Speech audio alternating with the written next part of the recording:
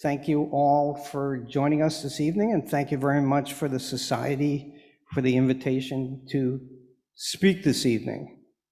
And so, Building the Brooklyn Bridge, 1869 to 1883, An Illustrated History with Images in 3D, is my book, just published, just came out on September 25th. And here is what the book looks like. And to get oriented, so this is, of course, New York City. And so we're looking at Manhattan and Brooklyn, Governor's Island, New Jersey, and the Brooklyn Bridge before it had its sisters, the Williamsburg and Manhattan Bridge. And so the bridge dates from 1883. And it quickly became the eighth wonder of the world, which was quite remarkable. This is a commemorative token from 89, excuse me, the 100th anniversary of George Washington's inauguration. And so on one side was an image of George Washington, and on the other side was this new production, the Brooklyn Bridge, which was already being characterized as the eighth wonder. And so quickly, advertisers wanted to associate themselves with the bridge. This is a wonderful image, Willimantic spool cotton.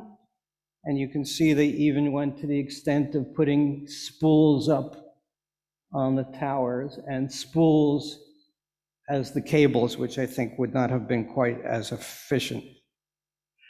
Of course, the masterwork about the bridge is David McCullough's classic, The Great Bridge, which is will be celebrating its 50th anniversary next year, and really is a wonderful account of the bridge. And so I have read this twice, and I think I'm on my 6th run through now with the audiobook. So it has become my companion at the gym.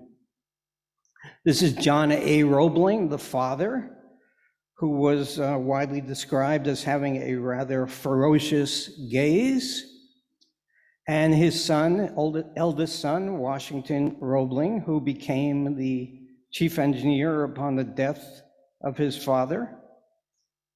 Emily Roebling, the wife of Washington Roebling, who became the liaison to the bridge. And the book, of course, Building the Brooklyn Bridge. Here are the table of contents for the book, which we're going to be tracking. And so I was fortunate enough to get Richard Haw, who wrote the biography of John Roebling, to write an essay about images, and Erica Wagner, who wrote the biography of Washington Roebling, to write her The Brooklyn Bridge, a Love Story. And so as you can see, 11 chapters going from engineers, workers, and the various stages of the construction of the bridge through the opening day, and then an appendix discussing the photographers, the leading photographers who created many of the images.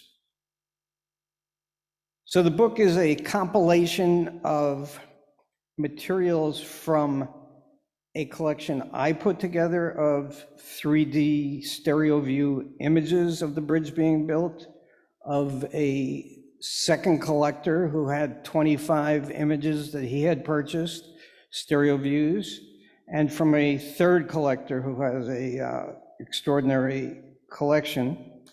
And in addition to that, I went to by email, contacted Municipal Archives, which has the original drawings of the bridge, which fortunately were rediscovered not that long ago in storage.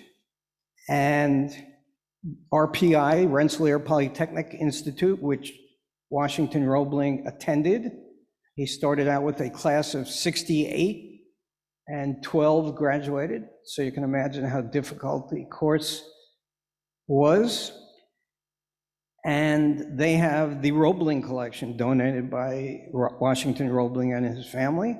And then the Museum of the City of New York has some wonderful photographs. And so Photographs, woodcuts also. Richard Haw has an extraordinary collection of woodcuts.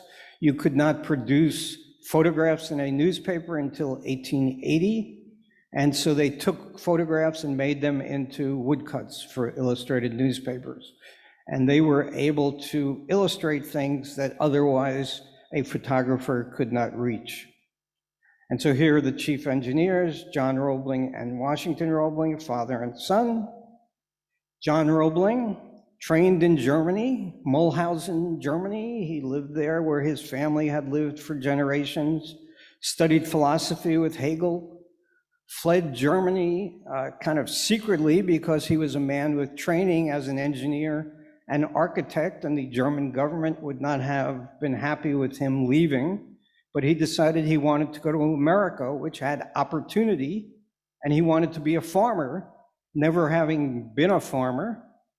And he did that for about a year and then decided he was bored and wanted to do other things. So he kind of introduced wire rope to America, which became a tremendously profitable business, and then became a suspension bridge builder. This is the family business. John A. Roebling Sons was the leading manufacturer of wire rope, and they were primarily in Trenton, New Jersey. And then Washington Roebling, in his Civil War uniform, so he was an RPI graduate. He was an experienced bridge builder. He had worked with his father on the other bridges that John Roebling had built. He was a Civil War veteran, enlisted as a private, and wound up being promoted to lieutenant, all the way up to lieutenant colonel. I must say, as an aside, I was at Gettysburg this weekend with the Center for Civil War Photography, and there is a bronze on Little Round Top for General Warren, Gouverneur Warren, who in fact was Washington Roebling's brother-in-law and the brother of Emily Roebling.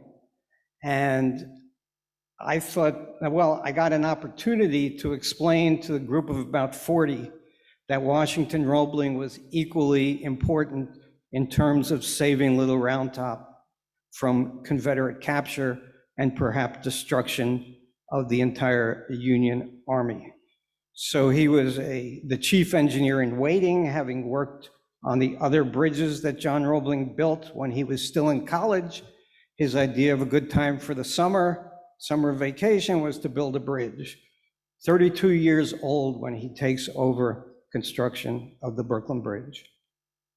And this is his wife, Emily Roebling, who in 1868, before the construction of the bridge began, was sent by her father-in-law and went with Washington Roebling to study the use of caissons, which would be key to the foundations of the tower of the bridge. When Washington Roebling exhausted himself and what would have been described in the 19th century as nervous prostration, and was unable to see up close, was unable to write, was unable to tolerate any sort of conversation, Emily Roebling became the liaison to the men who were building the Brooklyn Bridge, the assistant engineers. And she was widely admired by the staff. She was a very diplomatic person, certainly more so than either John or Washington Roebling. She was honored. She led the first delegation to walk across the Brooklyn Bridge before it was completed. And then when the deck was completed, she, at the insistence of her husband, carrying a rooster as a symbol of triumph, led a carriage procession across the bridge. So crossing the East River, why all this hubbub and excitement about getting across the East River? So here we are, 1750, there is a Fulton ferry operating between Fulton Street on the Brooklyn side and across to Manhattan. Brooklyn is emerging the beginning of the 19th century as a city. In the 1830s, it's incorporated, by the Civil War, 1860, it is the third largest city in all of the United States. And so you've got the largest city and the third largest city, commerce between them. And initially what you had was a horse-powered ferry, a boat that was run by a horse on a treadmill that turned the wheels and got you across. And you can imagine how completely reliable that was. And then here is the Fulton Ferry on the Brooklyn side, and you can see at the far left the Brooklyn Tower of the bridge going up, a New York ferry. But there were problems with the ferry. First of all, limited capacity. Second of all, the East River would freeze sometimes in the winter and might remain frozen for days. And so that, you can imagine, was a problem. John Roebling and Washington Roebling in 1853 got stuck on a ferry that was icebound in the East River. And John Roebling was nothing, he was in no way a patient person. And so he decided at that point that a bridge had to be built. Here's an article about the East River Ice Bridge, many walking across and some left in great peril. There were also gales that would come in periodically and strand ferries. And so the solution was a suspension bridge. This is a wonderful cover from Scientific American, 1879, The Great Suspension Bridges of the United States. And so at the top is the Niagara Bridge. This is the Brooklyn Bridge. This is the Cincinnati Covington Bridge. And this is the Allegheny Bridge in Pittsburgh. And this is a Roebling Bridge. And this is a Roebling Bridge. And this is a Roebling Bridge. And this is a Roebling Bridge. And so that gives you some idea of how the Roeblings dominated the construction of suspension bridges in the United States. Here is the Niagara Bridge, which was built across the Niagara Gorge. It was two-tiered, and so the top tier was actually a railroad, and the bottom tier was for people in carriages. And a wag by the name of Mark Twain said he wasn't quite sure which was worse, the idea of a railroad falling on top of you or the idea of the bridge collapsing and you plunging into the Niagara Gorge. And so here we are. This is our first of our 3D images. So each of you should have glasses. The red lens goes over your left eye. I apologize for those of you who are on Zoom and don't have your glasses handy. But there is a 3D effect that you get from an anaglyph. This is an anaglyph that was created with a software program that is available for free, created by a Japanese tech guy. And here's another image showing you the two levels of the bridge, the railroad at the top and the carriage area below. And so one thing I did want to do with all of these stereo views available is to reproduce them so that people would be able to see in 3D what this looked like. One of the problems that we're dealing with is that the resolution is somewhat reduced because of the projector, but I think you can still see some of these images. So I have plugged in 14 of the 42 images that appear in the book in 3D. They are in better quality in the book though. And of course, different photographers did different work and different quality. And so here we are, the Allegheny Bridge in Pittsburgh, 1857 to 59, a Roebling Bridge, and the Cincinnati Covington Bridge, which I think to the eye looks very much like a mini Brooklyn Bridge. It was under construction for 10 years, 56 to 66, and its construction was interrupted by the Civil War. Washington Roebling was essentially in charge of the wires spinning on this bridge and learned a great deal that he would later use. But you can see some of the elements of the bridge that would come into play in Brooklyn. And so the Roeblings early on realized that you had to make a bridge as strong as possible. So all of this iron truss work is for that purpose. These stay wires are to reinforce the work of the cables, and then you have these suspension wires. And so suspension bridge, here is a beautiful Currier and Ives print. Many of the principals involved in this story are buried at Greenwood Cemetery, including Currier and Ives.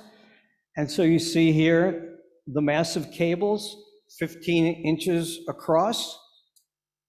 If you stretch the wire in the cables out, it would cover 14,000 miles. And so 14,000 miles from here to California and back and back and back and back a little bit again. And so you see the basic construction. The towers are necessary to get the bridge up above the navigable East River. And so, of course, ships had to come through here, particularly to get to the Navy Yard, but also there was ship traffic along South Street and along Brooklyn. Brooklyn was actually a bigger port when the bridge was being built than New York City was. It was said that with these stay wires, even if the cables failed, the bridge would stay up. And then it would sag a little bit in the middle where the stay wires didn't reach, but it would not collapse. And so 1857, John Roebling draws a plan for an East River bridge. This is to go across what was then Blackwell's Island, now Roosevelt Island. And this shows you a ferry slip. This is for the Hamilton ferry. So in June 28th of 1869, John and Washington Roebling go down to the Fulton Ferry slip to survey where they want to locate the tower of the bridge, the Brooklyn Tower. And William Payne, an assistant engineer, is at the New York side, and he's helping them survey. And a ferry is coming in, and John Roebling gets his foot up onto the one of the stringers of the pier, thinking that he is safe, and he is in fact not, and gets his foot crushed. And then, to tell you a little bit about John Roebling, he insisted that his toes be amputated with no anesthetic. He then used a water treatment, instructed the doctors on how to make him well, and died a very painful death of lockjaw just a few weeks later. And so that left the chief engineer gone. Here is the ferry killed him. John A. Roebling is buried in Trenton, New Jersey. And Washington Roebling took over, 32 years old. He actually wrote why he was the appropriate person to take over from John Roebling. Roebling had such a reputation that there had been no bidding on the bridge, no other plans. The bridge company, which was a private stock company, although New York City and Brooklyn, the city of Brooklyn, owned stock in it, they did not seek anybody but John Roebling, who had this national and international reputation. And when he died, Washington Roebling was the man really to take over. And so Washington Roebling took over. You see him here with binoculars. He in fact used a telescope because he exhausted himself so much that during the construction of the bridge, which lasted from 1869 to 1883, Washington Roebling never set foot on the bridge. And so he was controlling what was going on from his home, Columbia Heights in Brooklyn Heights, where he could see the bridge being built, or at least most of the bridge, or he was in Trenton for 3 years, which is amazing that he could instruct his 6 assistant engineers as to what had to be done and what the calculations were and what the materials were and all of that. And so here are some of the wonderful photographs of the Brooklyn Bridge staff. Here's a close-up with a key showing various people who worked on the bridge.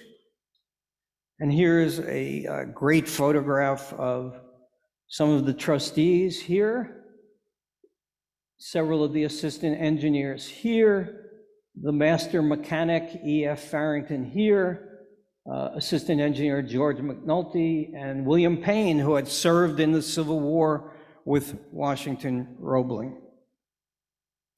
And a close-up showing you these men, some of the draftsmen, some of the foremen. And here's another photograph taken from a slightly different angle. And you see this guy kind of lurking here. And this led me to conclude that this was C.C. Martin, who was the number 2 in command, the senior assistant engineer, because you see him here in this other photograph where he's identified with the watch fob and the same hat and the same suit. Here's a splendid photograph of the workmen on the Brooklyn side. At any given time, there were hundreds of men working on the bridge. At one point, there were at least 600 men working on the bridge, so there were thousands who worked, particularly when the work was at its worst, which was in the caisson. Men were quitting, one third of the men were quitting every week. A little close-up, some of the details of the workers. You can see the photographer was very careful to arrange these men. Make sure they were looking at the camera.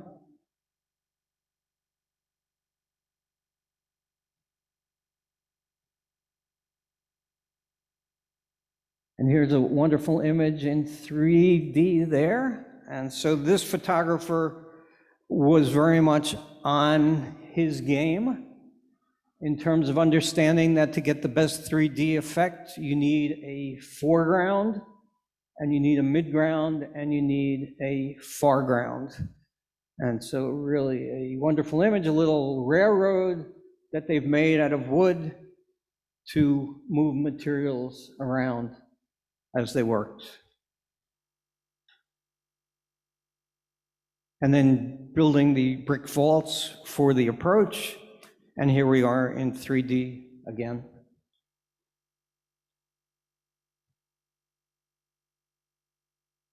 And to just go back for a second, you see this steam engine here with the number 6 on it and these gears.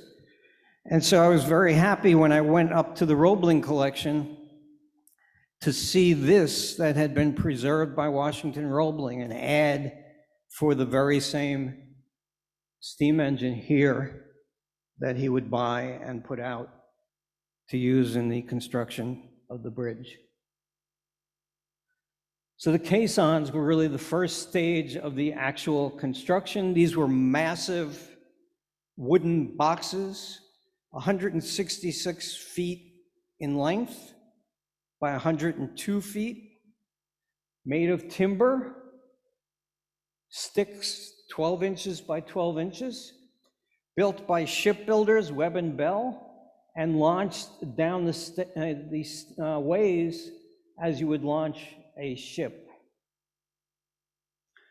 And so before they would dig these into the ground and build the towers upon them, they had to have an idea of what they were going to encounter below.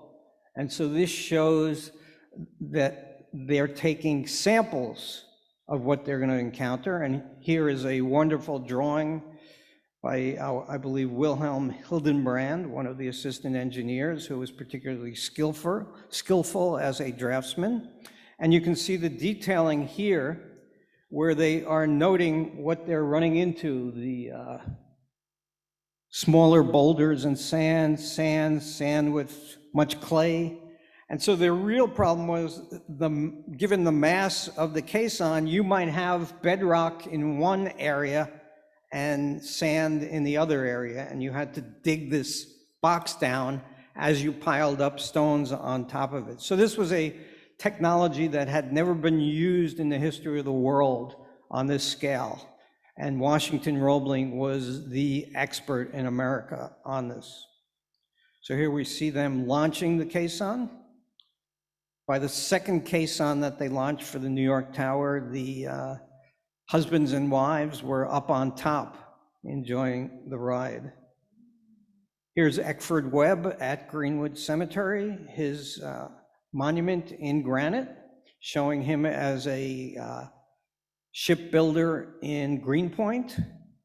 And I do love that he says his proudest accomplishment, an eminent shipbuilder and constructor of the caissons for the first Brooklyn Suspension Bridge. So here's the caisson in a woodcut drawing, which shows you the basic idea of what was going on here. The workers are digging out debris, freeing it up so that these edges could go down. Other workers are stacking limestone and then granite blocks to build the tower up.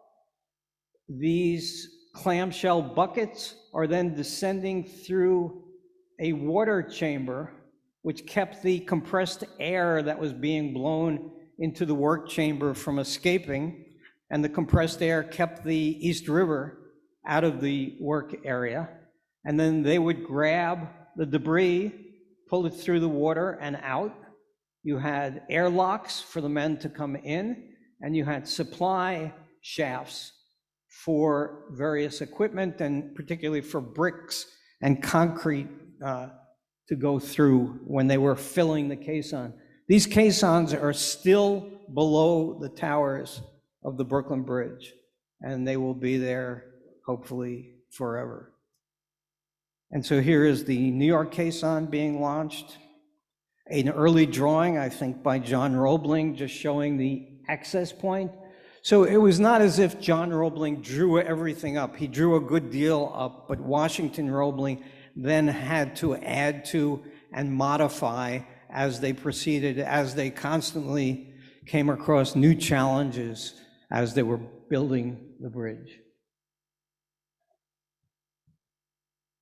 And this is a later version by Washington Roebling showing the addition of the air shafts and the water shafts, and then the tower going up atop the caisson. And just a drawing, just for the sake of doing the drawing, of two workers down in here. Foundation of the New York Tower. And so you can see here, this is the caisson. These are the granite blocks that have been brought in by barge. And this is the compressor house that was blowing the compressed air into the work chamber. And we know it's the compressor house because if we look up close here, we see air compressor house, and Erica Wagner, who is an expert on all things Washington Roebling, identified this handwriting as his. So the men went through an airlock, and then they were breaking up boulders. What's important here is that no photographer that we know of ever made it into the caisson to photograph in those very, very difficult circumstances. And so these illustrators are able to provide us with a image record of what it looked like working inside the caisson. It was about 80 degrees in there. It was very humid. It was very uncomfortable. But they did have a toilet, I might add. And so McCullough in his book describes at some length how the toilet worked, and it worked with the compressed air. You opened up a valve, and the rest is history, as we say. Moving debris, cutting oak supports for partitions, to make sure that the caisson settled evenly. And then just some of the wonderful, I think, artwork, the vertical dredgers by John A. Roebling, 1867. You see his signature and the date there. And the clamshell buckets. So these are the two clamshells that would have gone down to pick up the debris. Early on in this project, I had an expert on historic bridges advising me. And so I think certainly the best thing he told me was about this fellow here and what he was doing there. He's up on the, above the clamshell bucket, and it was his job to signal to the steam engine operator when the clamshell bucket was at its bottom and should not go down any farther to stop. So I don't know what kind of shift this guy worked, but I can imagine sitting up there might not have been all that comfortable. And so here's a better image of the clamshell bucket unloading into this car. They would then dump the debris into the river and supposedly then dredge the river and take the debris out. Here are some of the men working in the water shaft. They had to constantly stir this because it had a tendency to harden. You see the water that they're using to dilute it a little bit so that they could get the material smooth enough that they could lift it out. And then the tower. So this is looking from the New York side to the Brooklyn side. They started the Brooklyn Tower first, and then the New York Tower. This is the Fulton Ferry Landing where John Roebling was mortally wounded. And a wonderful drawing of the towers. The towers were very much the work of John Roebling, who had grown up in Mulhausen, surrounded by a wall, as many medieval towns in Europe were, and the Gothic revival design that he came up with, and this stone towers and the solidity of the towers and the grand entrance, whether you were going from New York to Brooklyn or Brooklyn to New York, are absolutely unique to bridge building. And again, you see a detail. So here you see something that's not quite clear, but when you zoom in on it, here's a woman with a parasol for no apparent reason other than someone wanted to draw her. And then the towers themselves, I believe this is by Washington Roebling, looking from the top down. Each of these stones would be numbered and would be cut custom. And you can see something that you may not be aware of, which is that the tower is hollow. They wanted to save on material and construction costs and felt that engineering-wise, it was unnecessary to make it solid. And so here is the tower rising, a beautifully composed photograph by a photographer who I posit in the book was connected with the bridge company because he got the men to hang these granite stones to further dramatize the photograph and got everybody to look at the camera and to pause. And so here's the New York Tower with a wonderful image of the skyline of New York at the time. So here you see St. Paul's Chapel, the United States Post Office from 1875, I think it is, the Tribune Building. So the tower was higher than everything except the very top of Trinity Steeple and of this tower here. What you can see was very much towering above the rest of New York City's buildings. And so some of the woodcuts from on top of the tower. And here we are with a 3D image of a sailboat. And you can pick out the post office and the Tribune building here. The cables being spun. And another, I think we have 3 straight images of the bridge. Here's another of the towers going up in 3D.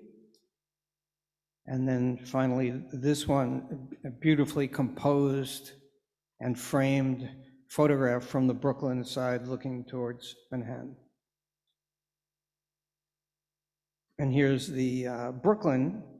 I believe this is Holy Trinity Church, which still stands in Brooklyn Heights. But you can see all the way down to the water south of Brooklyn. The anchorages were massive granite constructions to catch the ends of the cables and tie them down. And so this gives you an idea of how the anchorage worked.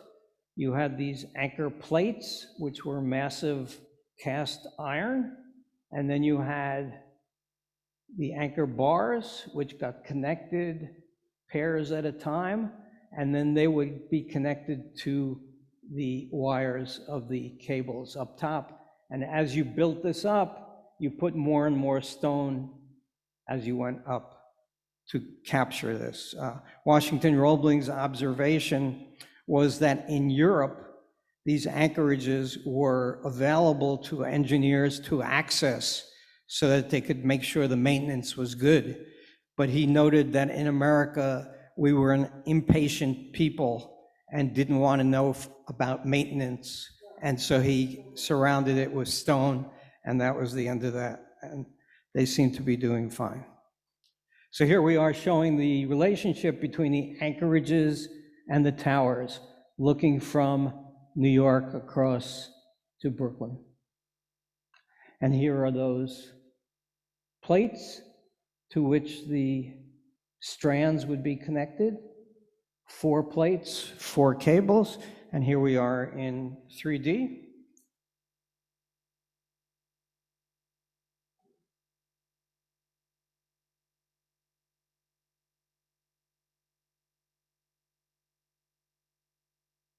And then the anchor bars. So here they are coming up. This would be early in the process because these have not yet started to turn.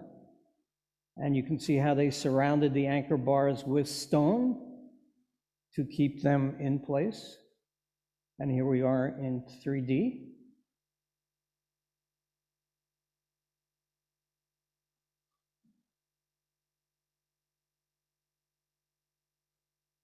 And then the anchorage, and now the footbridge and cradles. And so this is the footbridge here. And the footbridge was a temporary matter. It was not to be a feature of the bridge. It was to allow the workers to access these cradles and in turn to be able to monitor the wires as they were being spun to make sure that they were evenly doing their job, as Washington Roebling said. And so here you see the 3 of the cradles. There would have been one over here, and there's one just barely visible here. And then this, I think, is the best of the 3D images. If you put your glasses on and kind of rock back and forth, side to side, the image will go with you. And you are now atop the Brooklyn Tower of the Brooklyn Bridge, looking down the footbridge. And imagine an OSHA inspector taking a look at this. And so this is one of the workers monitoring the cable up here on this rather precariously placed board. So come one, come all. You see the sign here? Safe for only 25 men at one time. Do not walk close together, nor run, jump, or trot, break step.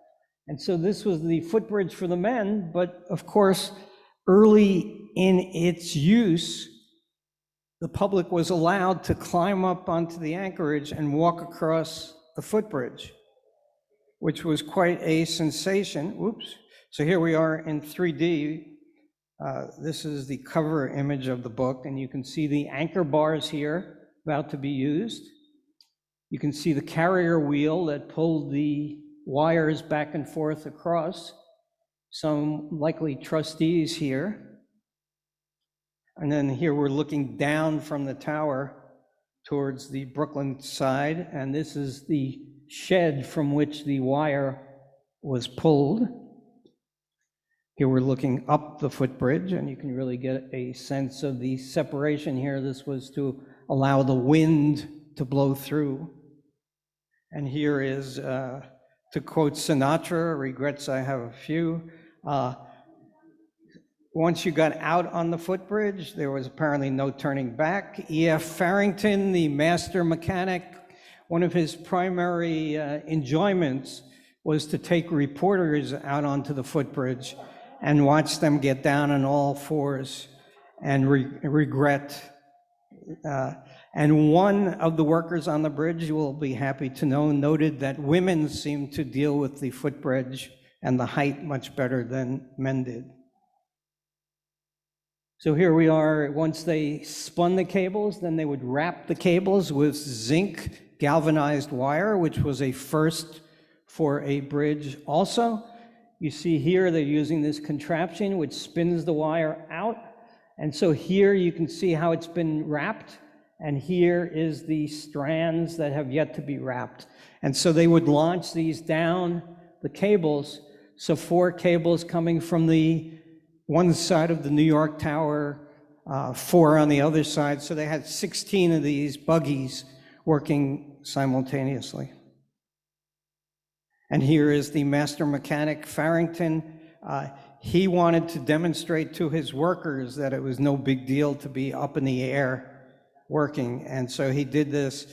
He was a fairly modest man, and about 20,000 people turned out to see this. And he had to flee as the crowds tried to grab him and triumphantly carry him through the streets.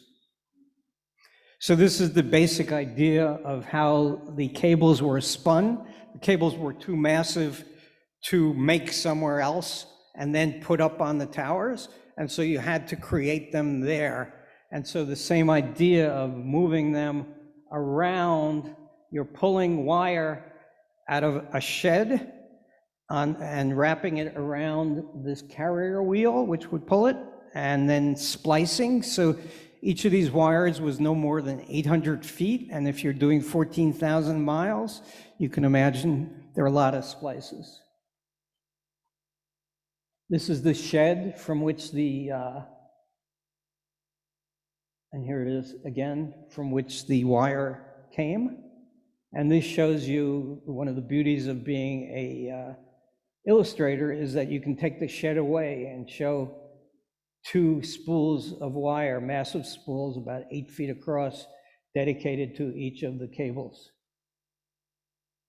And this is the connection of that anchor chain, anchor bar to the strands of the cables.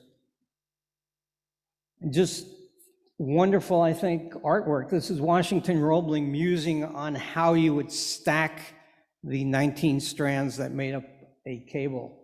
And so here we can see first strand goes here, second strand here, third strand here, etc. Then he kind of got cold feet up here, and so changed the numbers. This became 14 instead of 15, etc.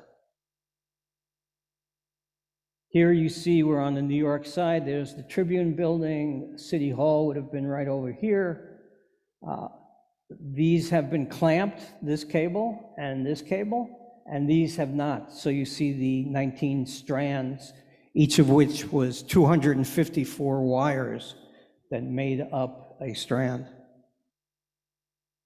And this is, again, in 3D, the saddles that Washington Roebling meticulously created. They knew that the cables, being as long as they were, would expand and contract with the temperature outdoors.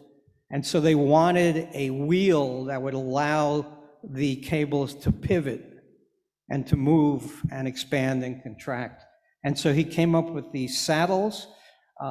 designed them very carefully, and when they put all the weight of the bridge cables onto the saddles collapsed on themselves.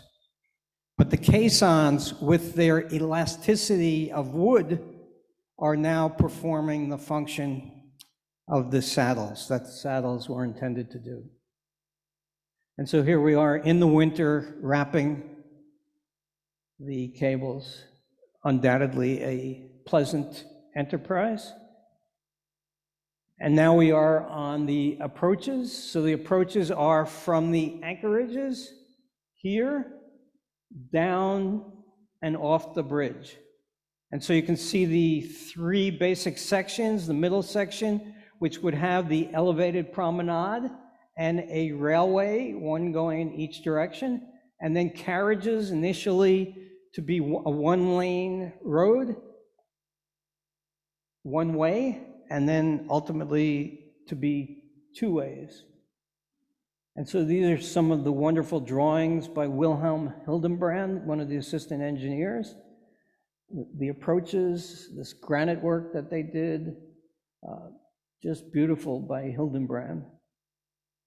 And clearing the buildings. So they did a lot of the work with the buildings that they had purchased still in place. But when they got to the approaches, they had to get these buildings removed because they were going to be building from the ground up. And so they built in very constricted areas. You can see how close these buildings are to the construction. And they also built this railway. And so this is just a temporary railway to move the granite blocks. And up atop here, you can see, just barely see a railroad car. And so here we are in 3D looking at the approach on the Manhattan side, I think this is.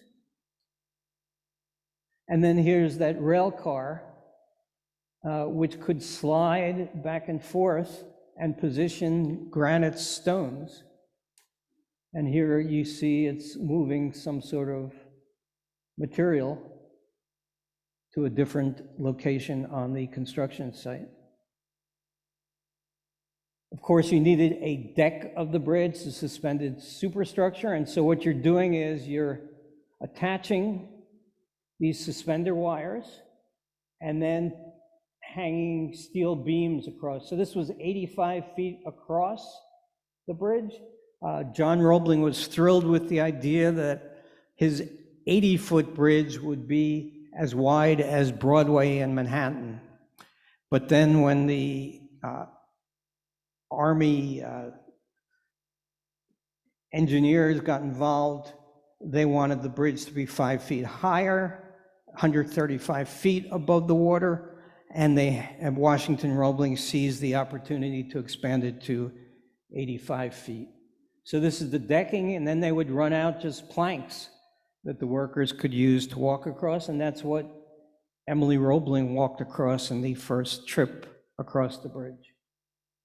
And you can see also that they're balancing the load on the towers by building out from each of the towers simultaneously. So this shows you the sections.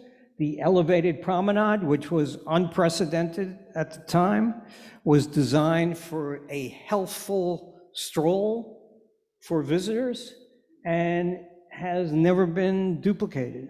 And so I was thrilled the day before that my book was published. We did a walk across the bridge and discovered that the promenade is now exclusively for pedestrians, that the bicycles are now in their own separate lane.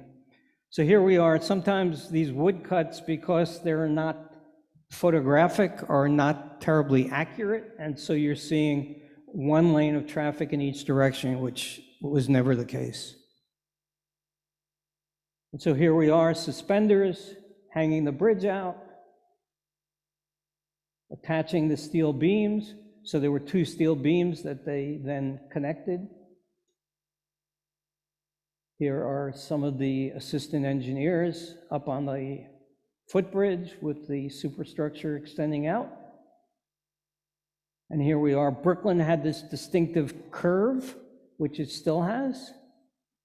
And so you can spot Brooklyn. And then the railways and terminals. And so how to get people across? Is everybody going to walk across the bridge, or are we going to have a railway? And so the idea from John Roebling's ideas was we were going to put a railway on there, a steam engine that would take 5 minutes to get people across.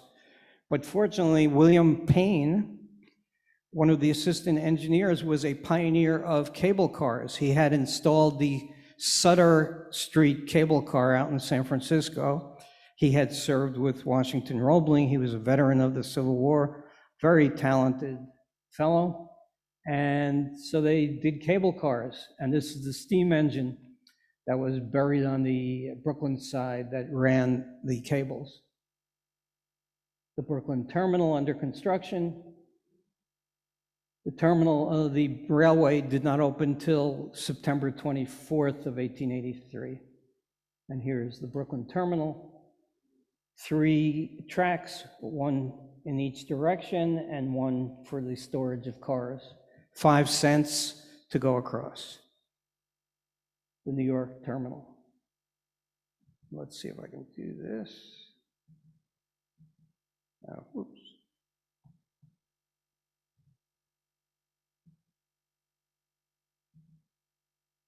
So this is a movie from 1899 showing the railway in action, and also showing that they had installed trolleys after the bridge opened. And so the bridge is a constant, morphing and is changing. And so the latest change, as many of you may know, is the bike lane, which just a month ago today opened up, and to me is an absolute revelation, because you can now walk across the elevated promenade as it was planned to work, and without looking over your shoulder to see if a bicyclist is going to get you. And so opening day, May 24th, 1883, the beautiful and stately structure fulfills the fondest hope. The impression upon the visitor is one of astonishment that grows with every visit. No one who has ever been upon it can ever forget it. No one shall see it and not feel prouder to be a man. Brooklyn Mayor Seth Low. And so Chester A. Arthur, who of course was a New Yorker, is there at the inauguration of the bridge. This signalman at the left is there to signal to the North Atlantic Squadron, which was in New York Harbor, that they are to fire their salutes, that the bridge has been officially opened. Washington Roebling did not want a grand opening of the bridge. He said, let's just hang out a sign that says the bridge is open and call it a day. But he was not listened to on that matter.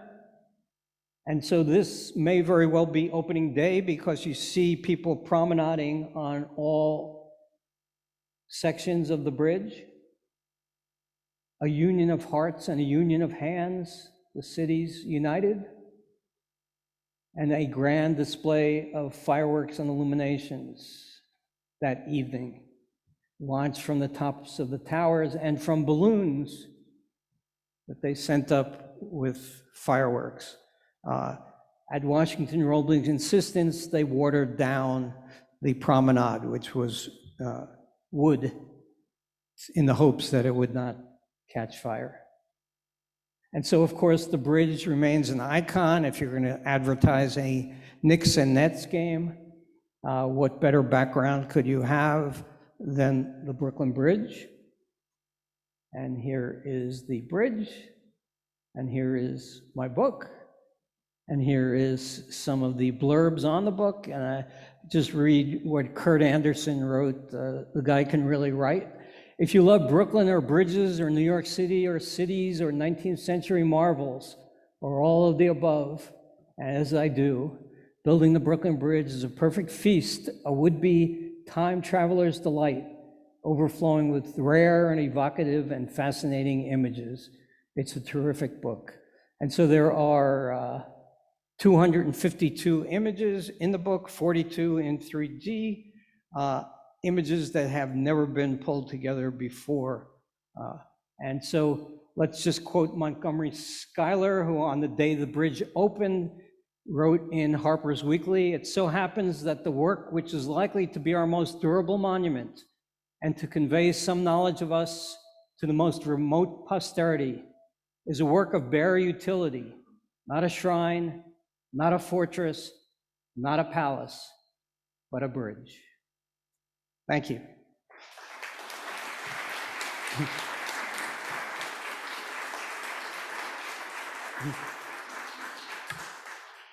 And so I think what we're going to do, if any of you in the audience have questions, we'll entertain a few of those. And then Karen has been monitoring our Zoom audience to share some questions from them. So if anybody has any questions, yes?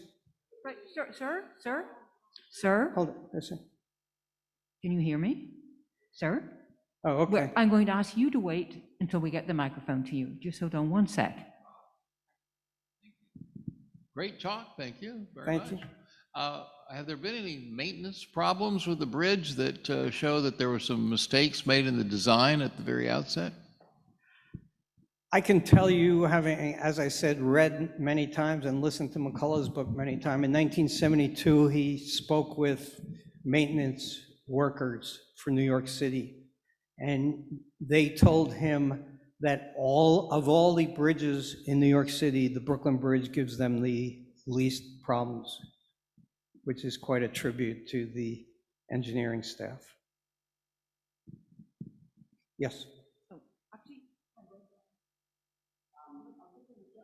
Victoria, you want Oh, Jeff, sure. I'll go on and on in just a little while. It was just spectacular.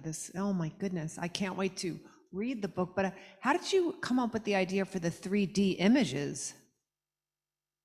I've been a collector all of my life. And so around 1980, I started collecting stereo views, those side-by-side cards.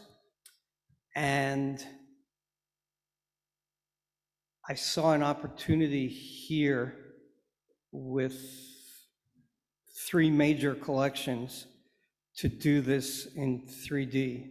And so I consulted with Bob Zeller, who's the president of the Center for Civil War Photography, who's written many books, but 2 in particular, 3D images of the Civil War, and asked him about the best way to go about doing this.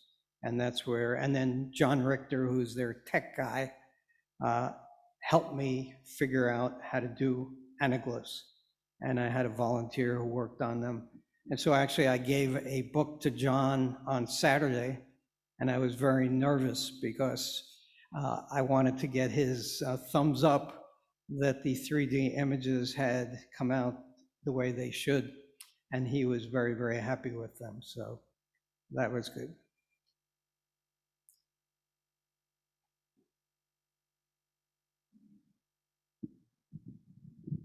One question I've never understood, and by the way, thank you for this talk. Okay. How did those enormous wooden boxes, which presumably were open underneath, how did they sink? That's one question. Related to that, also, I saw in some of those pictures what appeared to be spirit lamps or kerosene lamps. How did they deal with carbon monoxide? Okay, the caisson sank. You're getting like a twofer.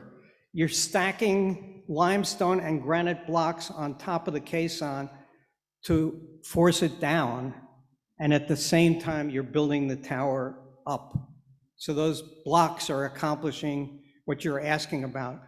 The early stages of the caisson, they're bouncing with the tide. But when they got enough stone on there, they were able to stabilize that.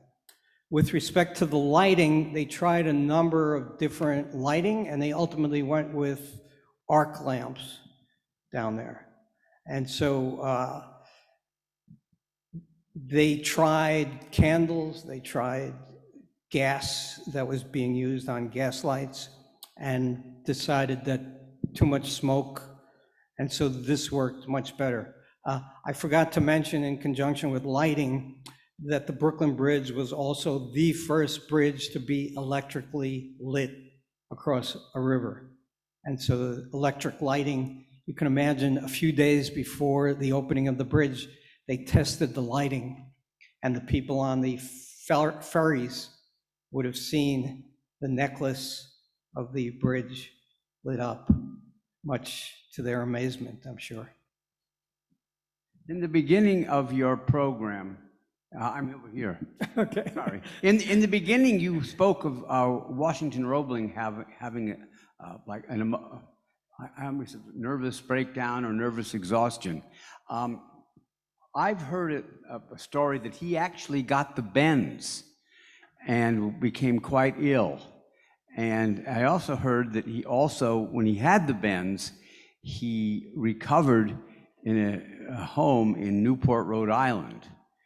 Do you know anything about it? Was it the bends, or what happened to him? And is it true that he recovered in Newport, Rhode Island? Right, right. And so I do know the answer to that question. He did, in fact, get the bends. They had a great deal of trouble with the bends, particularly on the New York side, because the New York side had to go down deeper and they had to use more compressed air. And he ultimately, one of the key decisions of the entire bridge construction was his decision that they were on compact sand that had not moved for millennia, and they were just going to stop there. He did get the bends, fighting a fire that broke out in the Brooklyn caisson just as they were about to complete the work on that side. But the protracted problems that he had were not a function of the bends. The bends he would have over the years fully recovered from the bends. And so this was just exhaustion on his part as the years went by.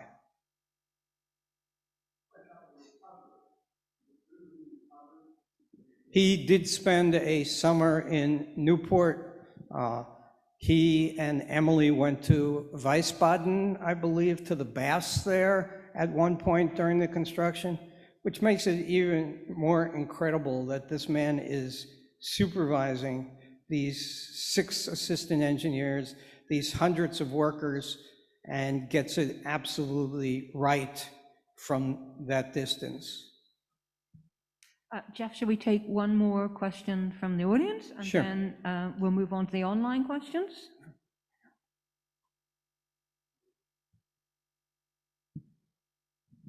Great, thanks. How much did it cost to construct the bridge? How was it financed? And how was that capital recovered, if it was? Okay, the bridge, John Roebling's estimates were about $6 million to build the bridge. It came in a little over $15 million. The original charter said that it would be done in 1870. Of course, it wasn't finished till 1883. It was a stock company, and so I had to draw the line somewhere, so I don't get into that point all that much. Tweed Ring was involved with the construction of the bridge. Boss McLaughlin in Brooklyn was involved. William Kingsley was the general superintendent who made sure that Tweed and his cronies got stock at discounted prices. New York City and Brooklyn bought stock, Brooklyn twice as much as New York. And the idea was that the tolls on the bridge would quickly pay for the expenses. So it was to be 1 cent for pedestrians.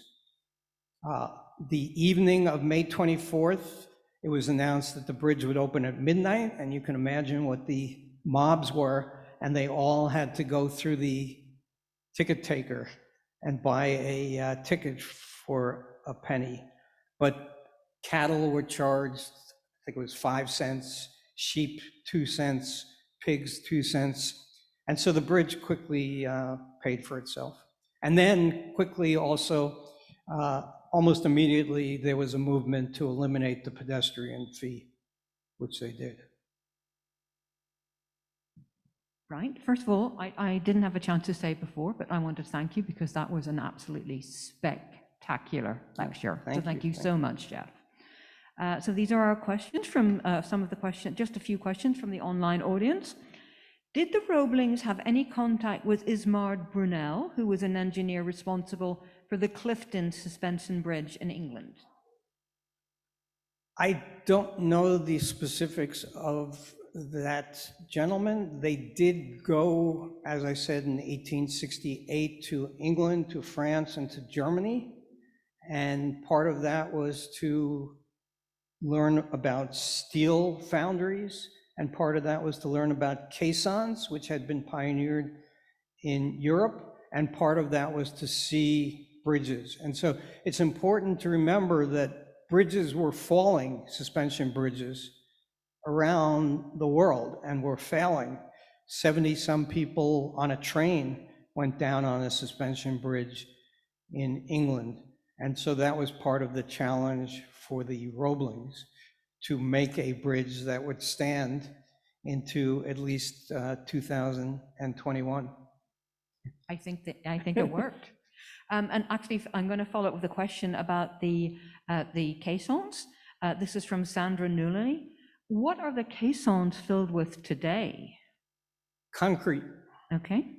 Concrete. Okay. So what they did was, I think on one side they were doing it in the winter and they couldn't mix the concrete above. And so they sent the cement and the gravel and the sand through the supply shaft. And on the New York side, because the weather was more advantageous, they could mix it up above and then drop it down through the shafts. Right. Thank you. This is from Frederick Warren. Where did the granite come from? The granite? Yes, granite, sorry. The granite came from a number of quarries, some of them up in Maine.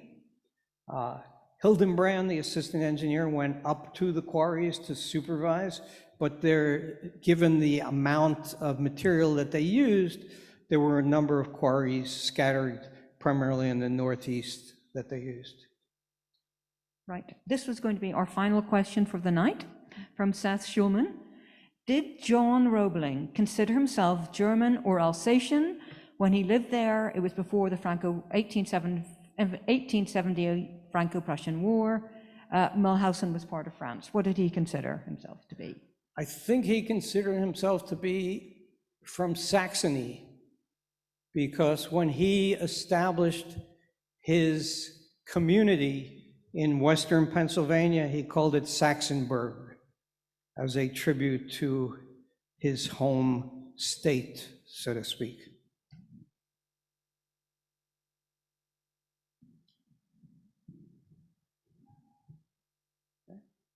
Jeff, I want to repeat our thanks. Thank you so much. Thank you.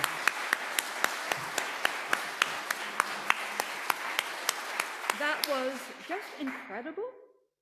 The depth of your knowledge, those unbelievable images. And you know what? I meant to take my 3D glasses up so I could show the virtual audience what they look like, but it was just incredible to see them. And really, what an incredible book, project. And we are so delighted that you were our first in-person lecture and large virtual lecture to speak here tonight. So, Jeff, thank you so much. And I think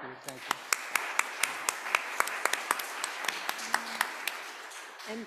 And Jeff, just to echo Karen's sentiments, you know, as I was listening to you and as I looked through this book, I could, you know, it's a reminder of what a beautiful gift an author gives to each and every one of us with a book like this. And not, I mean, this is a really special book. I also want to acknowledge your publisher, Beth Doherty, who's with us tonight, Bauer and Dean, and I don't think there's a person in the audience who will go across that Brooklyn Bridge with the same mind, because you've just illuminated so much for us. So thank you so much. And I can never say enough, as the executive director, and for those of you who don't know me, I'm Victoria Dangle, and you know, as the executive director of this wonderful organization, the General Society of Mechanics and Tradesmen, I think about it every day, several times a day, but homage to the tradesmen who built, we owe it all to them. Yes, architects and engineers, but I can't say enough about the people who build our city and what we've inherited. We are very blessed to have inherited so much, you know, that we've received. So I'm grateful for that. And finally, our audience, wow, I have really missed you. It's 18 months, and now when you're back in the space, it is like you never left, but we love live performances. We love seeing you. We hope to reinstitute our little gift of wine at the end of the lecture, because it was a nice social period. So to many, many, many happy days ahead, and thank you, Jeff, and God bless you all, and thank you. Okay. And because, as our audience knows, we get attached to people, we have made you a lifetime member of the library. Oh, thank you. Thank you so much. So Jeff, it's been our honor to have you this Yes. evening. I want to thank Beth again, and our audience. There is a wonderful Yes, book yes. to purchase, and it will be autographed. And so please, I hope you will buy a copy. And for our virtual audience, you will see we have a link to Bauer and Dean. Thank you so much for coming tonight.